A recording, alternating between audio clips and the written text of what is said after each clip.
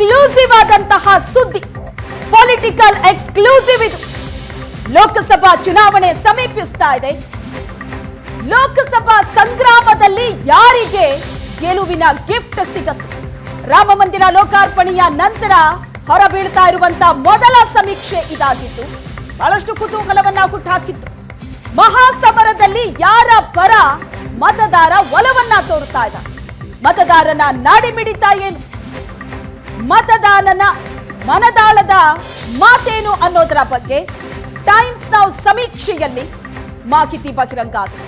ರಾಜ್ಯಗಳಲ್ಲಿ ಯಾವ ಪಕ್ಷಕ್ಕೆ ಮತದಾರ ಬಹುಪರಾಕ್ ಅಂತಿದ್ದಾನೆ?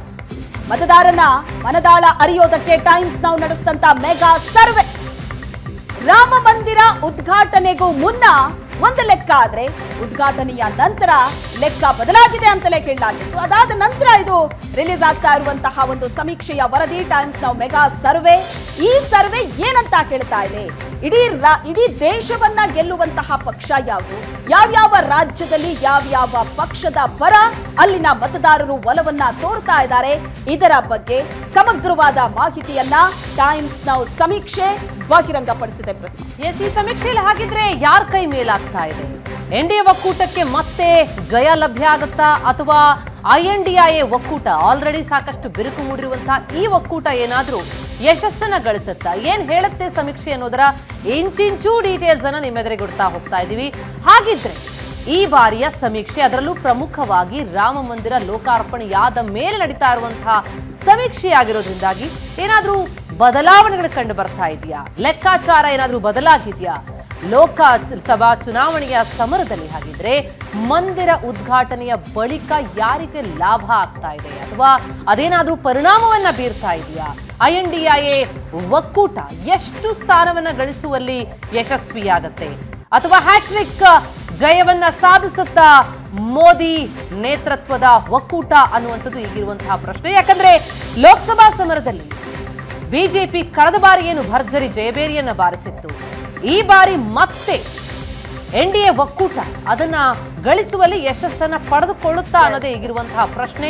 ಅದೆಲ್ಲ ಅಂಕಿಅಂಶಗಳನ್ನ ಟೈಮ್ಸ್ ನೌ ಸಮೀಕ್ಷೆ ನಮ್ಮೆದುರಿಗಿಟ್ಟಿದೆ. ಇನ್ನು ರಾಮ ಮಂದಿರ ಉದ್ಘಾಟನೆ ಬಹಳ ಪ್ರಮುಖವಾಗಿ ಹೇಳಬೇಕು ಅಂತ ಅಂದ್ರೆ, ಯಾಕಂದ್ರೆ ರಾಮ ಮಂದಿರ ಉದ್ಘಾಟನೆಯ ಸಂದರ್ಭದಲ್ಲೇ ಈ ಮಾತು ಕೇಳಿ ಬಂದಿತ್ತು. ರಾಮ ಮಂದಿರ ಅದಕ್ಕೂ ಮೊದಲು ಇದ್ದಂತ ಚಿತ್ರಣ ಬೇರೆ, ಈಗ ರಾಮ ಮಂದಿರ ಉದ್ಘಾಟನೆ ಆದ ನಂತರದ ಚಿತ್ರಣವೇ ಬೇರೆ ಅಂತ. ನಂತರದ ಚಿತ್ರಣ ಯಾವ ರೀತಿ ಬದಲಾಗಿದೆ? ಲೋಕಸಭಾ ಸಮರದಲ್ಲಿ ಬಿಜೆಪಿಗೆ ಭರ್ಜರಿ ಜಯ ಬೇರೆ. ಬಿಜೆಪಿ ನೇತೃತ್ವದ NDA ಕೂಟಕ್ಕೆ ಹ್ಯಾಟ್ರಿಕ್ ಗೆಲುವು. ಈಗಾಗಲೇ 2 ಬಾರಿ ಗೆದ್ದು ಅಧಿಕಾರದ ಗದ್ದುಗೆ ಏರಿದ್ದಂತಹ NDA ಈ ಬಾರಿಯೂ ಕೂಡ ಗೆದ್ದು ಹ್ಯಾಟ್ರಿಕ್ ಗೆಲುವನ್ನ ಸಾಧಿಸುತ್ತೆ ಅಂತ ಟೈಮ್ಸ್ ನೌ ಸಮೀಕ್ಷೆ ಭವಿಷ್ಯ ನುಡಿತಾ ಇದೆ. ಇನ್ನು ಪ್ರಧಾನಿ ಮೋದಿ ನಾಯಕತ್ವಕ್ಕೆ ಮತದಾರ ಫುಲ್ ಮಾರ್ಕ್ಸ್ ಕೊಟ್ಟಿದ್ದಾರೆ. ಲೋಕಸಭಾ ಚುನಾವಣೆಯಲ್ಲಿ NDA ಕೂಟಕ್ಕೆ 366 ಸ್ಥಾನ ಲಭಿಸಲಿದೆ ಅಂತ ಈ ಸರ್ವೆ ಹೇಳ್ತಾ ಇದೆ. ಬಿಜೆಪಿ ಒಂದೇ ಏಕಾಂಗಿಯಾಗಿ 323 ಸ್ಥಾನಗಳಲ್ಲಿ ಗೆಲುವನ್ನ ಸಾಧಿಸೋ ಸಾಧ್ಯತೆ ಇದೆ ಅಂತ ಈ ಸರ್ವೆ ರಿಪೋರ್ಟ್ ಹೇಳ್ತಾ ಇದೆ. ಇದು ಇಡೀ ದೇಶದ ಮತದಾರ ಮನದಾಳದ ಮಾತನ್ನ ಈ ಮೂಲಕ ಹೇಳಿರೋದು ಸರ್ವೆ. ಈಗ ಲೋಕಸಭೆ ಚುನಾವಣೆ ಹತ್ರ ಬಂತು ಅಂದಾಗ ಬಹಳಷ್ಟು ಸರ್ವೆಗಳು ಬರುತ್ತೆ. ಆದ್ರೆ ರಾಮ ಮಂದಿರ ಉದ್ಘಾಟನೆ ಆದ ನಂತರ ಮಾಡಿರುವಂತಹ ಮೊದಲ ಸರ್ವೆ, ಆ ಸರ್ವೆಯ ರಿಪೋರ್ಟ್ ಏನು ಅನ್ನೋದು ಈಗ ಬಹಿರಂಗ ಆಗಿದೆ. ಇಲ್ಲಿ ಭರ್ಜರಿ ಗೆಲುವು NDAಗೆ ಅನ್ನುವಂತಹ ಮಾಹಿತಿ ಸಿಗ್ತಾ ಇದೆ. ಬೇರೆ ಬೇರೆ ರಾಜ್ಯಗಳಲ್ಲೂ ಕೂಡ ಚಿತ್ರಣ ಬಹಳ ವಿಭಿನ್ನವಾಗೇನೂ ಇಲ್ಲ. ಅದರಲ್ಲಿ ಪ್ರಮುಖವಾಗಿ ನಾವು ಗಮನಿಸ್ತಾ ಹೋದ್ರೆ ಶ್ವೇತಾ, NDA ಕೂಟಕ್ಕೆ 366 ಸ್ಥಾನ, ಅದಕ್ಕಿಂತ ಪ್ರಮುಖವಾಗಿ ಬಿಜೆಪಿ ಒಂದೇ ಏಕಾಂಗಿಯಾಗಿ 323 ಸ್ಥಾನಗಳಲ್ಲಿ ಗೆಲುವನ್ನ ಪಡೆಯುವಂತಹ ಸಾಧ್ಯತೆ ಇದೆ ಅಂತ ಅನ್ನುವಂಥದ್ದು. ಹಾಗಾಗಿ ಬಿಜೆಪಿ ನೇತೃತ್ವದ NDA ಕೂಟಕ್ಕೆ ಭರ್ಜರಿಯಾದಂತಹ ಗೆಲುವು. ಹಾಗಾದ್ರೆ INDIA ಕೂಟದ ಕಥೆಗೆ, INDIA ಕೂಟಕ್ಕೆ ಲೋಕಸಮರದಲ್ಲಿ ಹಾಗಿದ್ರೆ ಹಿನ್ನಡೆಯಾಯ್ತಾ? ಈ ಸಮೀಕ್ಷೆಯ ಪ್ರಕಾರ ಭಾರಿ ಹಿನ್ನಡೆಯಾಗಿದೆ. 104 ಸ್ಥಾನಗಳಿಗೆ ಮಾತ್ರ ತೃಪ್ತಿ ಪಟ್ಟುಕೊಳ್ಳಲಿದೆ ವಿಪಕ್ಷಗಳ ಒಕ್ಕೂಟ. ಟೈಮ್ಸ್ ನೌ ಚುನಾವಣಾ ಪೂರ್ವ ಸಮೀಕ್ಷೆಯಲ್ಲಿ ಹೊರಬಿದ್ದಂತಹ ಭವಿಷ್ಯ ಇದು. NDA 366 ಆದ್ರೆ INDIA 104, ಇತರೆ 73 ಕ್ಷೇತ್ರಗಳಲ್ಲಿ ಗೆಲುವನ್ನ ಸಾಧಿಸಲಿದೆ.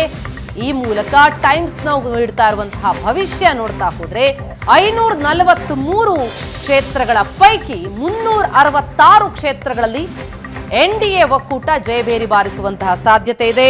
ಅದರಲ್ಲಿ ಬಿಜೆಪಿಯೊಂದೇ 323 ಸ್ಥಾನಗಳಲ್ಲಿ ಗೆಲುವನ್ನ ಸಾಧಿಸಲಿದೆ ಅನ್ನುವಂತಹ ಸಾಧ್ಯತೆಯನ್ನ ಈ ಸಮೀಕ್ಷೆ ಹೊರಹಾಕ್ತಾ ಇದೆ. ಇನ್ನು ಪ್ರಧಾನಿ ಅಭ್ಯರ್ಥಿ ಯಾರಾಗ್ತಾರೆ ಈ ಪ್ರಶ್ನೆಯನ್ನು ಕೂಡ ಜನರಲ್ಲಿ ಕೇಳಲಾಯಿತು. ದೇಶದ ಮತದಾರರು ಯಾರ ಪರ ಒಲವನ್ನ ತೋರ್ತಾ ಇದ್ದಾರೆ, ಯಾವ ಪಕ್ಷ ಅಧಿಕಾರಕ್ಕೆ ಬರಬೇಕು ಅನ್ನೋ ಪ್ರಶ್ನೆಯ ಜೊತೆಗೆ ಮುಂದಿನ ಪ್ರಧಾನಿ ಯಾರಾಗಬೇಕು ಅನ್ನೋ ಪ್ರಶ್ನೆಗೂ ಕೂಡ ಮತದಾರರು ಉತ್ತರ ಕೊಟ್ಟಿದ್ದಾರೆ. ಅದರಲ್ಲಿ 61.4% ಜನ ಮೂರನೇ ಬಾರಿಗೂ ಕೂಡ ನರೇಂದ್ರ ಮೋದಿ ಅವರೇ ಪ್ರಧಾನಿ ಆಗಬೇಕು, ಪ್ರಧಾನಿ ಹುದ್ದೆಯಲ್ಲಿ ನಾವು ನರೇಂದ್ರ ಮೋದಿ ಅವರನ್ನ ನೋಡೋದಕ್ಕೆ ಇಷ್ಟಪಡ್ತೀವಿ ಅಂತ ಕೇಳಿದ್ದಾರೆ. ಇನ್ನು ರಾಹುಲ್ ಗಾಂಧಿಯ ಬಗ್ಗೆ ಪ್ರಶ್ನೆ ಕೇಳಿದಾಗ 31.8% ಜನ ರಾಹುಲ್ ಗಾಂಧಿ ಪ್ರಧಾನಿ ಆಗ್ಲಿ ಅಂತ ಕೇಳ್ತಾ ಇದ್ದಾರೆ. ಇನ್ನು ಕೇಜ್ರಿವಾಲ್ ಬಗ್ಗೆ ಹೇಳೋದಾದ್ರೆ 3.7% ಜನ ಕೇಜ್ರಿವಾಲ್ ಪ್ರಧಾನಿ ಆಗ್ಲಿ ಅಂತ ಕೇಳ್ತಾ ಇದ್ದಾರೆ. ಆದ್ರೆ ಅರ್ಧಕ್ಕಿಂತ ಹೆಚ್ಚು ಜನ ನರೇಂದ್ರ ಮೋದಿ ಅವರೇ ಮುಂದಿನ ಪ್ರಧಾನಿ ಆಗಲಿ ಅನ್ನೋ ಅಭಿಪ್ರಾಯವನ್ನ ವ್ಯಕ್ತಪಡಿಸಿದ್ದಾರೆ.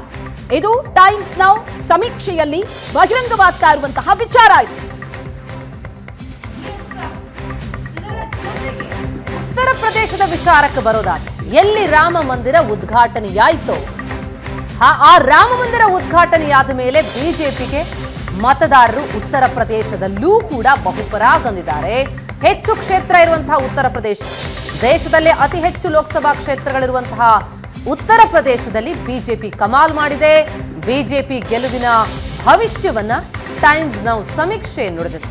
80 ಲೋಕಸಭಾ ಕ್ಷೇತ್ರ, ಆ ಪೈಕಿ 77ರಲ್ಲಿ ಬಿಜೆಪಿಯ ಗೆಲುವು.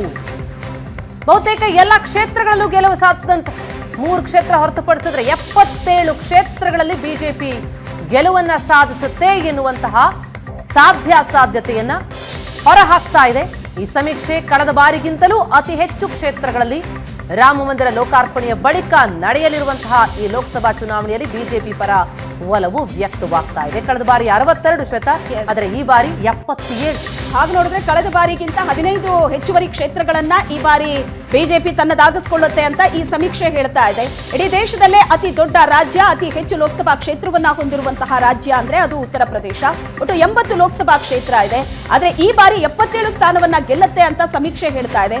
ಒಂದು ವೇಳೆ 77 ಸ್ಥಾನವನ್ನ ಗೆದ್ದಿದ್ದೇ ಆದ್ರೆ ಉತ್ತರ ಪ್ರದೇಶ ಇದೊಂದು ದೊಡ್ಡ ಇತಿಹಾಸವನ್ನ ಬರೆಯುತ್ತೆ. ಯಾಕಂದ್ರೆ ಉತ್ತರ ಪ್ರದೇಶದಲ್ಲಿ ಸ್ವಾತಂತ್ರ್ಯ ನಂತರ ಇಲ್ಲಿ ತನಕ 77 ಸ್ಥಾನವನ್ನ ಉತ್ತರ ಪ್ರದೇಶದಲ್ಲಿ ಬಿಜೆಪಿ ಅಥವಾ ಯಾವುದೇ ಒಂದು ಪಕ್ಷ ಗೆದ್ದಿಲ್ಲ.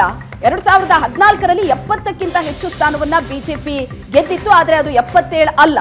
ಈಗ 77 ಸ್ಥಾನ ಅಂತ ಏನ್ ನಂಬರ್ಸ್ ಅನ್ನ ಟೈಮ್ಸ್ ನೌ ಸಮೀಕ್ಷೆ ಕೊಡ್ತಾ ಇದೆ.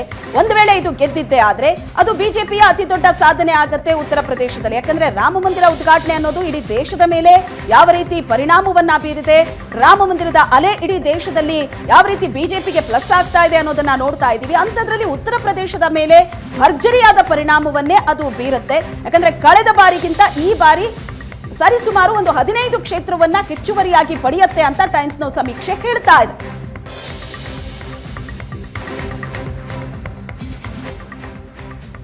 ಅಂದ್ರೆ ಉತ್ತರ ಪ್ರದೇಶದಲ್ಲಿ ನಾವು ನೋಡ್ತಾ ಹೋದ್ರೆ ಶ್ವೇತಾ 77 ಬಿಜೆಪಿಗೆ ಅಂತಂದ್ರೆ ನಿಜಕ್ಕೂ INDI ಒಕ್ಕೂಟ ಭಾರಿ ಹಿನ್ನಡೆಯನ್ನು ಅನುಭವಿಸುತ್ತೆ. ಕೇವಲ ಪ್ರಮುಖ ಪಕ್ಷಗಳೇ ಅದರಿಂದ ಎಕ್ಸಿಟ್ ಆದ್ಮೇಲೆ ಅದ್ರ ಬಗ್ಗೆ ಇನ್ನು ಜಾಸ್ತಿ ಎಕ್ಸ್ಪೆಕ್ಟೇಷನ್ ಇಲ್ಲ ಜನಕ್ಕೆ ಅಂತಲೇ ಅನ್ಸುತ್ತೆ.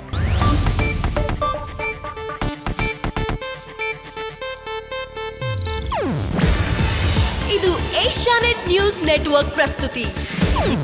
ನೀವು ನೋಡ್ತಿದ್ದೀರಾ ಏಷ್ಯಾನೆಟ್ ಸುವರ್ಣ ನ್ಯೂಸ್.